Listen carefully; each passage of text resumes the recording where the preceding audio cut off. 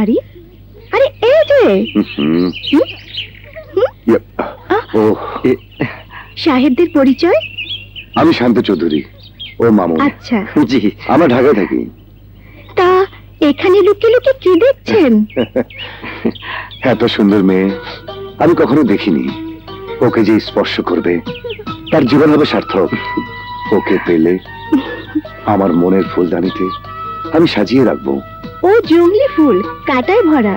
কাঁটা সম্পর্কে কতটুকু জানেন আর কি ধারণা আপনার? যাদের হুঁশ আছে তারাই কাঁটার ব্যথা অনুভব করতে পারে। আর এই ফুলকে দেখে তো আমি বেহুশ হয়ে গেছি। শহরের বাবু, আমি শীতল।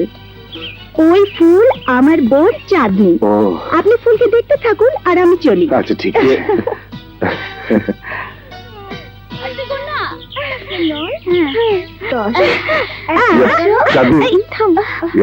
শোনো, এখনো গ্রামে ঘুরঘুর করছেন?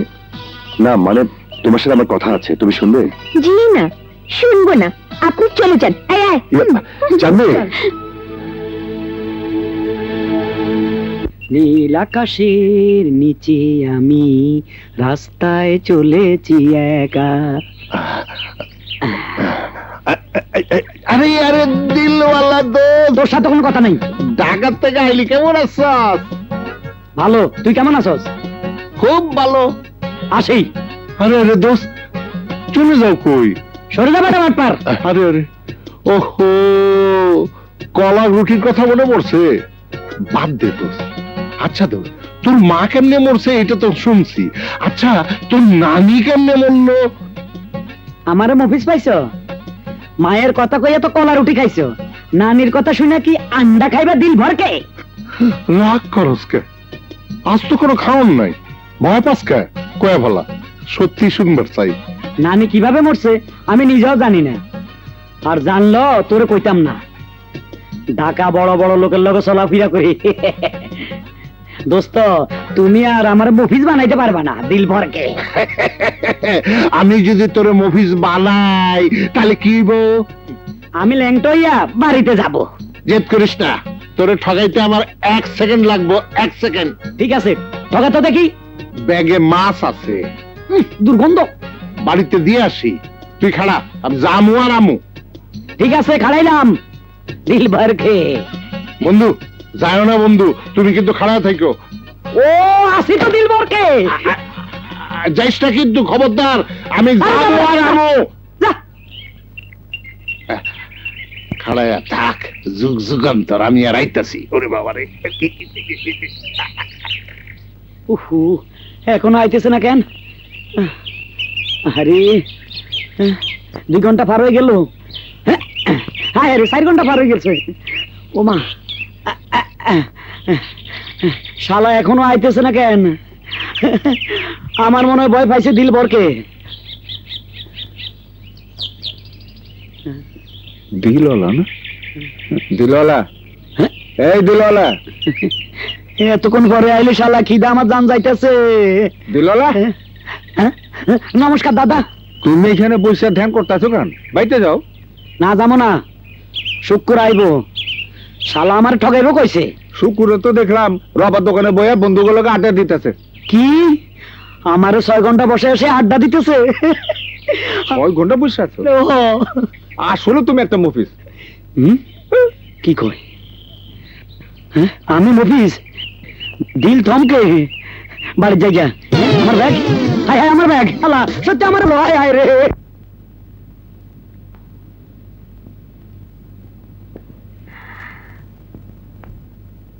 এই শান্ত, শান্ত, ওঠো। আমার সাথে কথা বলবে না? চাঁদি, তুমি তুমি এসেছো? হ্যাঁ। চাঁদি,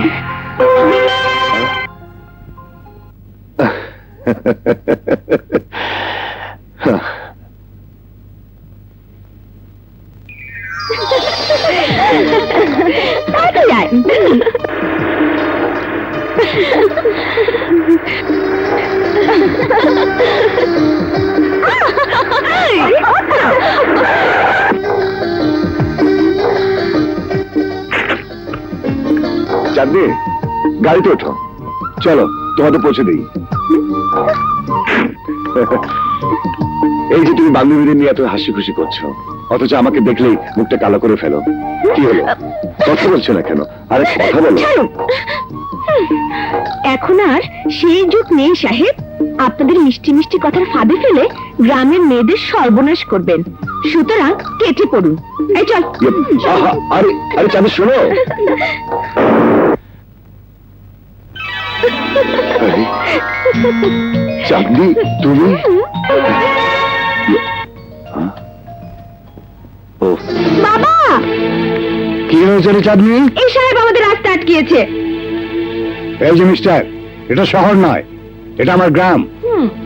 আমার মেয়ের দিকে খারাপ নজর দিলে জানে মেরে ফেলবো। আরে চাচা, আমি চাঁদনির দিকে খারাপ দৃষ্টিতে তাকাইনি, বরং ওকে ভালোবেসে আমি বিয়ে করতে চাই। শোনো সাহেব, সত্যি যদি তুমি চাঁদনিকে বিয়ে করতে চাও, তাহলে তুমি মা বাবাকে নিয়ে এসো। ঠিক আছে, আপনার কথা মতো আমি আমার মাকে নিয়ে আসবো। আসি। আসসালামু আলাইকুম। ওয়ালাইকুম সালাম।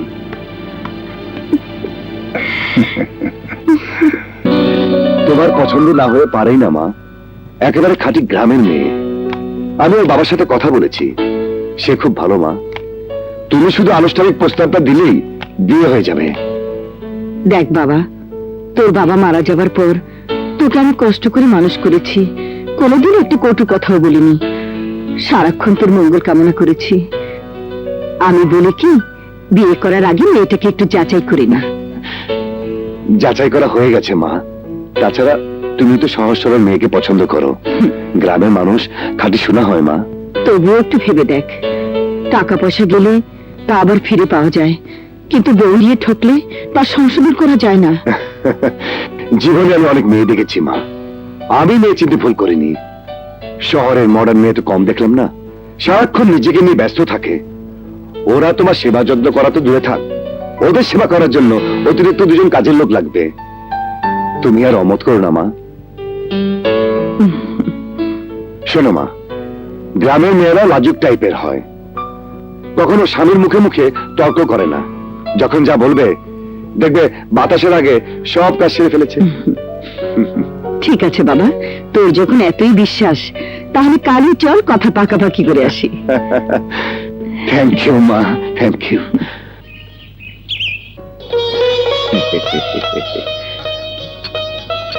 আপনাদের এই প্রস্তাবে আমার কোনো অমত নেই। চাঁদনির সৌভাগ্য বউ হয়ে আপনাদের সংসারে যাবে। তারপরেও চাঁদনির মতামতের দরকার। জীবনটা যখন ওর, চাঁদনি যা বলবে তাই আমি মেনে নেব। কি মা, তুমি এই বিয়েতে রাজি আছো?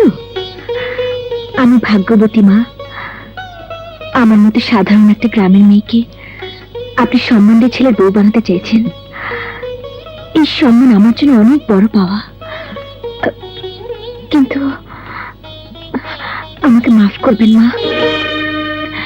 এই ছোট্ট গ্রামে আমি অনেক সুখী। শহরের চাকচিক্যকে আমি ভয় করি, সেখানে আপনজন ক্ষুদ্র স্বার্থে পর হয়ে যায়। বিয়েকে তারা পুতুল খেলা মনে করে। শহরের মানুষ সামান্য কারণে তালাক দেয়। আজ আপনার ছেলে আমাকে বিয়ে করতে চায়,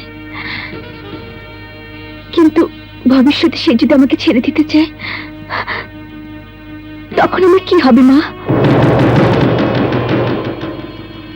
আমার ওই শহরে আপন বলতে কেউ নেই, সেখানে আমি হারিয়ে যেতে চাই না। আমাকে মাফ করুন না, এই বিয়েতে আমি রাজি হতে পারছি না। আমি কেন তোমাকে তালাক দেব চাঁদনি? আমি তোমাকে ভালোবাসি, তোমার সাথে সারা জীবন কাটাতে চাই। শান্ত সাহেব, এখন ভালোবাসার কথা বলছেন। ভবিষ্যতে এই ভালোবাসা যদি না থাকে, আমাকে যদি ছেড়ে দেন, তখন? আম্মা প্লিজ, চাঁদনিকে একটু বোঝান। চাঁদনি অন্যায় কিছু তো বলেনি বাবা, আমিও তো তোমাকে ঠিক মতো চিনি না। আমি চাঁদনির আশঙ্কার কথা বুঝতে পেরেছি। প্রথমে আমি নারী, তারপর মা।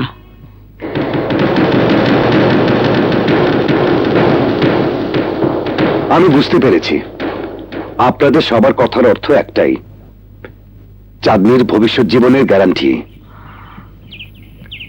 ঠিক আছে, আমার সমস্ত সম্পত্তি, ব্যবসা বাণিজ্য সব ওর নামে লিখে দিতে চাই।